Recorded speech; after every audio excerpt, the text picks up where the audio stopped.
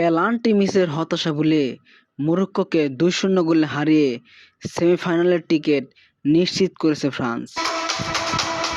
২০২২ বিশ্বকাপের স্মৃতি ফিরিয়ে আবারও মরক্কোকে একই ব্যবধানে হারালো ফরাসিরা। প্রথমার্ধে গোলশূন্য থাকার পর দ্বিতীয়ার্ধে ২ গোলে জয় পায় ফ্রান্স। ম্যাচের শুরু থেকেই আক্রমণ করেছেন ফ্রান্স, তবে মরক্কোর গোলরক্ষক ইয়াসিনের দারুণ সব সেভে গোল পাচ্ছিল না তারা। ম্যাচের ২৫তম মিনিটের ভেতর কিলিয়ান এমবাপ্পে ফাউলের শিকার হলে পেনাল্টি পায় ফ্রান্স, কিন্তু ২৭তম মিনিটে এমবাপ্পে নেওয়া পেনাল্টি শটটি ঠেকিয়ে দেন বুনো। দ্বিতীয়ার্ধে আক্রমণের ধার আরও বাড়ায় এমবাপ্পেরা। অবশেষে ম্যাচের ৬০তম মিনিটে এমবাপ্পে বক্সের বাইরে থাকা দারুণ এক বানানো শটে ফ্রান্সকে এগিয়ে নেন তিনি।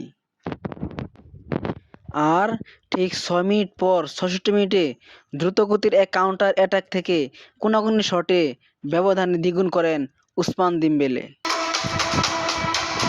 পুরো ম্যাচেই মরক্কোর একটি শট লক্ষ্যে ছিল, অন্যদিকে ২২টি শট নিয়ে আধিপত্য বজায় রেখে ২-০ গোলে ম্যাচকে জয় করেন ফ্রান্স।